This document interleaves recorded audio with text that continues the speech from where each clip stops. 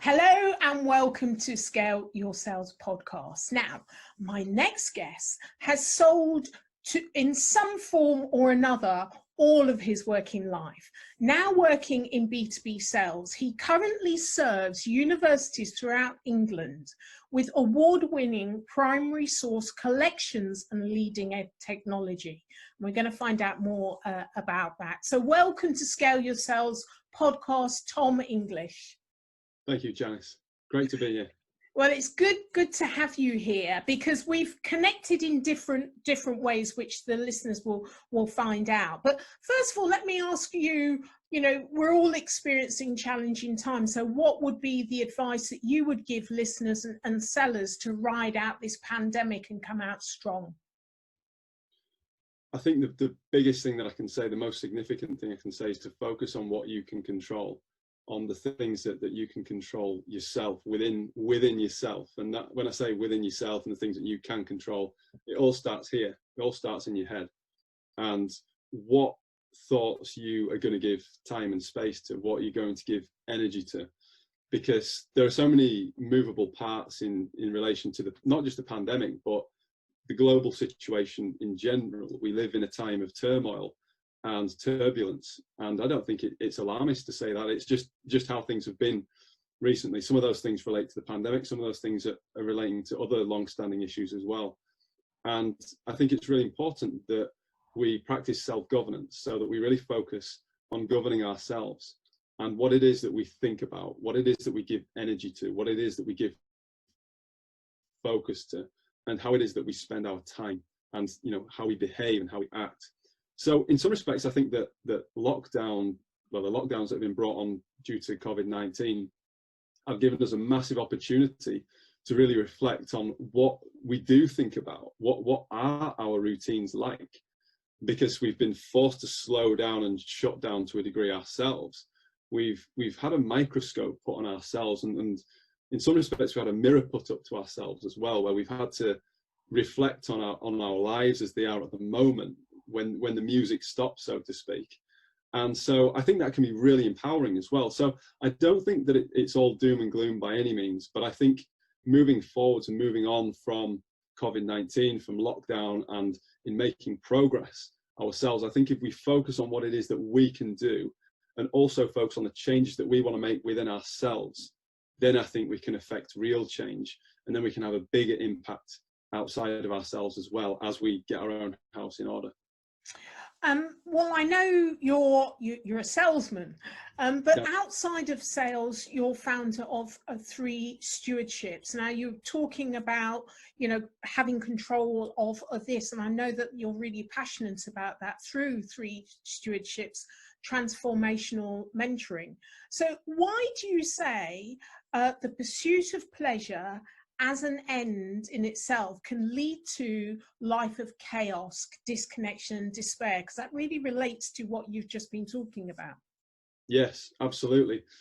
It's an interesting paradox, because you would think at first glance that if somebody is pursuing pleasure, that would be a good thing, that to have a life of pleasure is a good thing as an end in itself. But it can be very corrosive, because if that's all we think about is our own pleasure, then we can get pulled about in all these different directions, and we can be very easily manipulated, and we allow ourselves to be manipulable by so many external forces, whether they are distractions, temptations, or just the challenges of life. I mean, if you think about marketing, for example, and advertising, a lot of times these things are trying to manipulate us. They're trying to get us to take action in a way that makes somebody money, and they're going to tap into our emotions. So if our mindsets are focused on getting that instant gratification, that instant pleasure, without really thinking about the bigger picture and what it is that our purpose is instead, then we can be pulled about all over the place, and we'll find ourselves, perhaps, if we take it to the nth degree, of course, I'm talking about nth degrees here. If we take it to the nth degree, then we might find ourselves in a situation that is very much chaotic, because we don't have any control, because we are so manipulable. We've been pulled about here and there and everywhere by all these different influences. And we can be quite hollow as well, because what is our purpose? Who are we serving? Success only comes through serving other people, whether that's me as an individual or whether it's an organization, a company, or a movement. People and organizations are only successful through serving others effectively. Those that are able to do that on a consistent basis and have really solid foundations in place in order to do so on a continuous basis, they achieve sustainable success. But without those foundations, and if we are unduly focused on pursuing our own pleasure, then we can't achieve that. So by definition, we then can't achieve a success that is wholesome, that is lasting, that can really be termed as sustainable. I think that's really interesting because, you know, there are a lot of salespeople that are on furlough and looking at going back, and they've had 3 months to really kind of evaluate, not just people in sales, but all people evaluate, you know, why are we here? What's their purpose? Is it of value? Because, you know, all of the self-serving things that we've done in the past, well, you know, COVID-19 has made us really focusing on the things that are really important, our family, our friends, and so forth. So I would imagine there's a lot of people that are rethinking about what they want to do and how they want to spend their time and how they want to serve people better. So I think it really kind of resonates more now. So with you, how do you take your philosophy through to your life selling to other people? What are the essences that you find that are really valued that can continue to help you to keep on your path? Yeah, it's a great question. I'd say that the main principle that I apply in relation to sales is stewardship. So my company name is Three Stewardships, and that relates to 3 areas of stewardship that each person has, whether we like it or not. It's just whether we attend to those things or not and how well we do so. But the principle itself, the principle of stewardship, is about care, and it's caring for others on the basis of self-governance. So it isn't that I'm caring about you because somebody else is telling me to, or they've got a big stick that they're going to beat me with if I don't do it. It's because I voluntarily want to do that, because it's the right thing to do. Now, in sales is interesting because there are so many extrinsic motivators in sales, because it relates to money. If you make sales, you get bonuses, you get paid, which is good for you.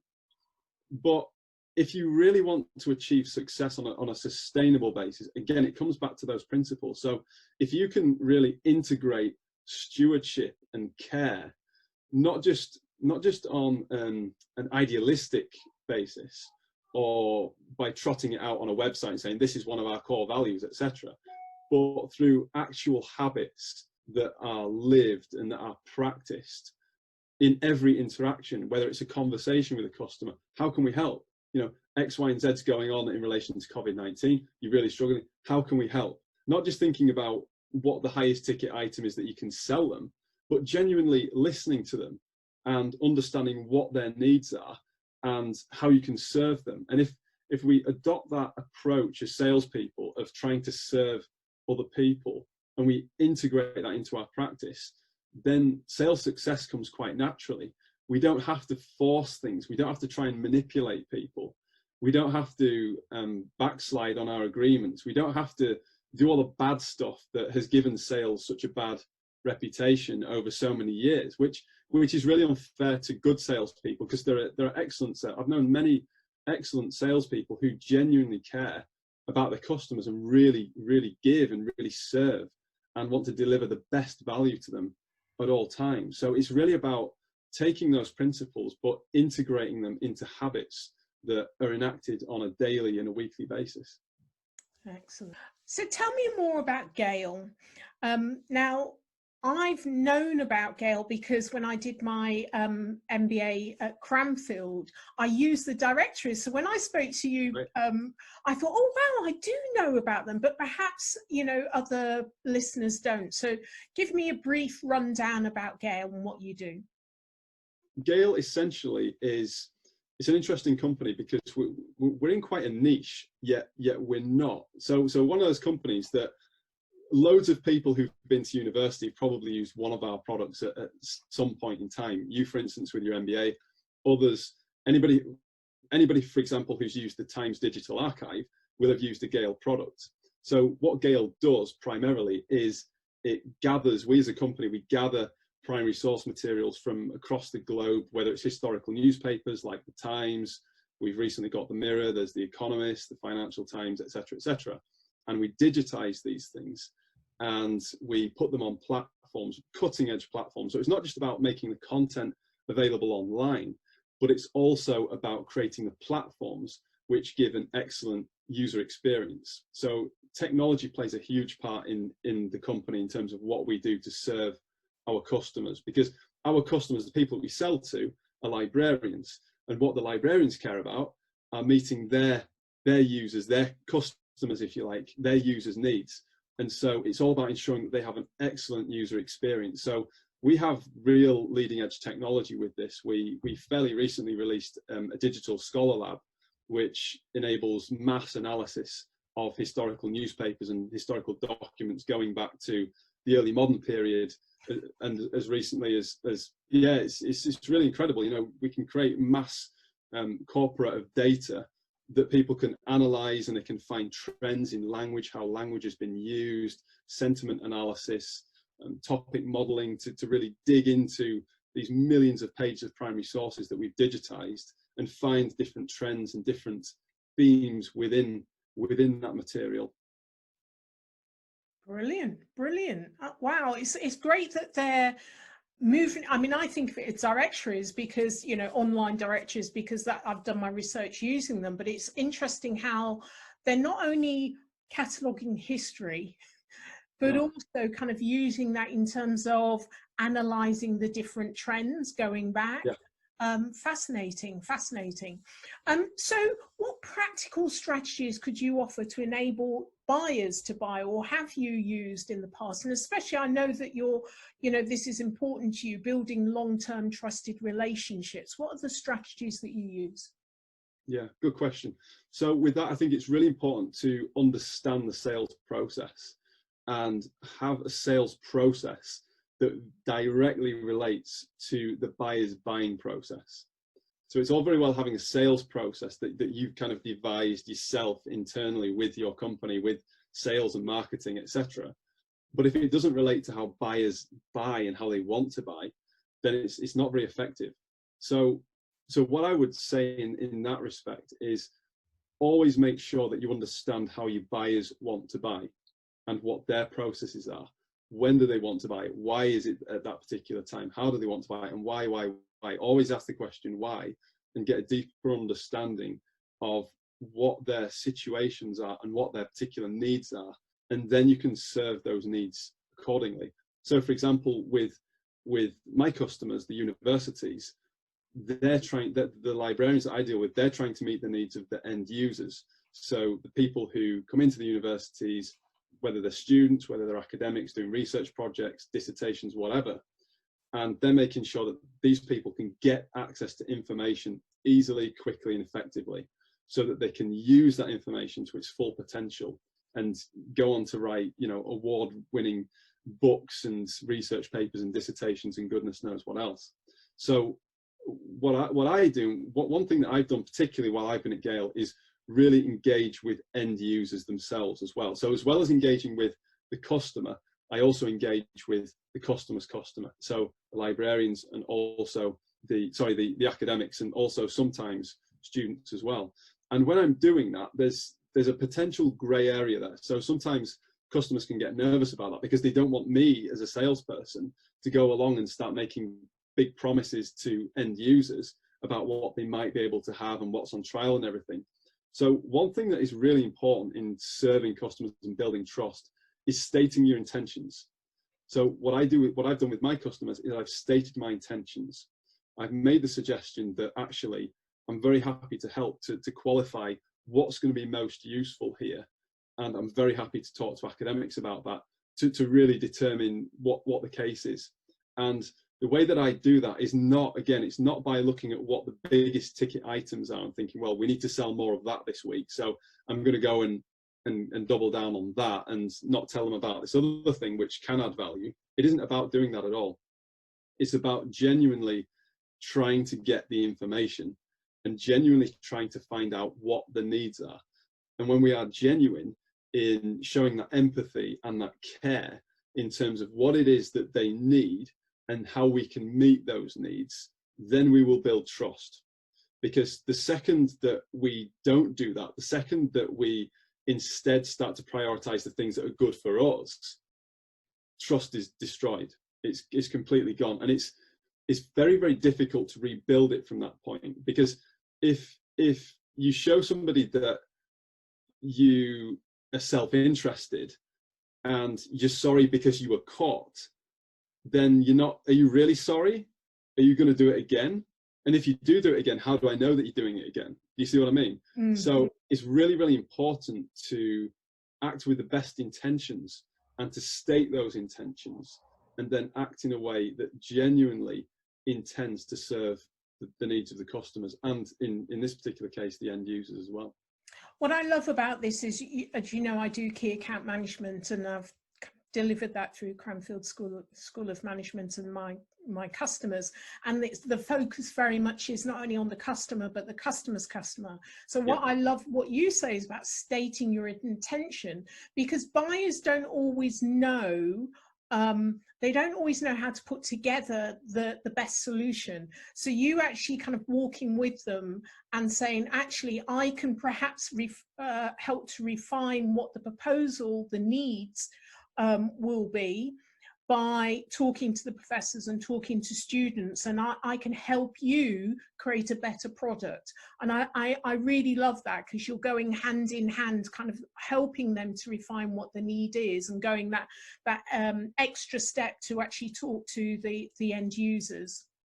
Yeah, absolutely. I love the way that you put that. We're going hand in hand. This is a collaborative approach. This isn't about sitting on the opposite sides of the table from each other.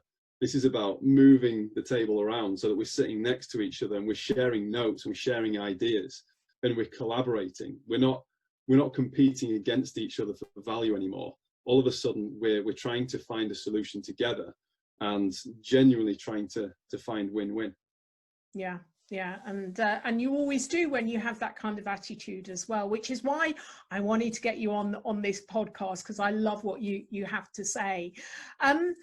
Now, if you're on a desert island on your own, what's the one thing you would take with you and why?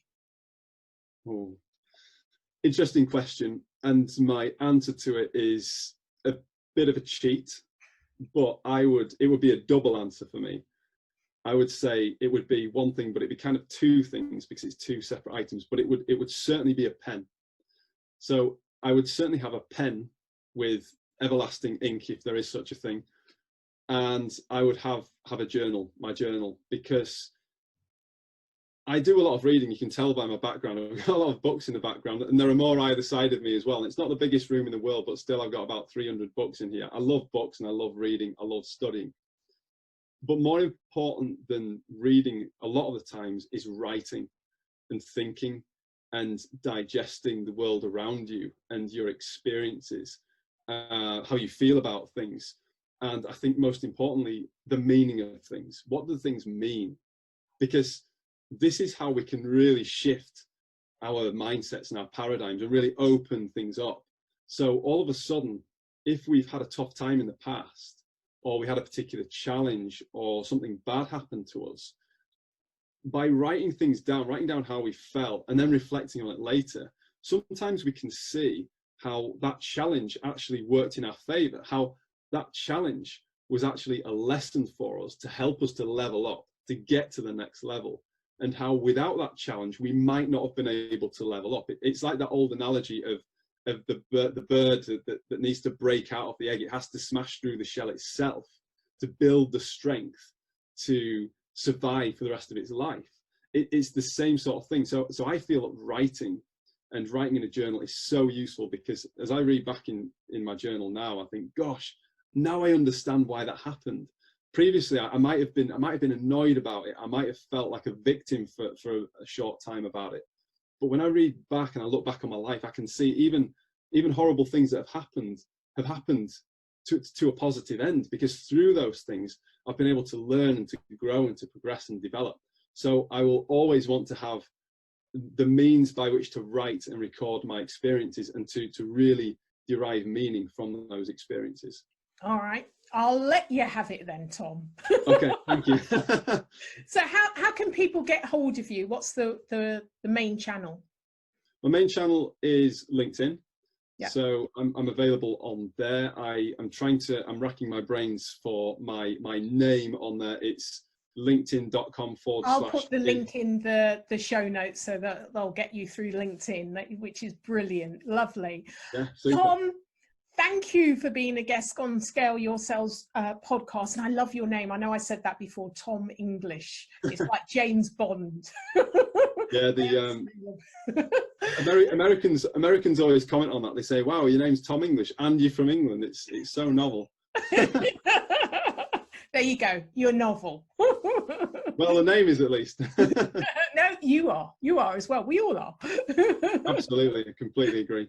Thank you for sharing your great insight. I've loved listening to you, and I'm sure that the listeners have it as well. So thank you very much, Tom English. Super. Thanks so much for having me, Janice.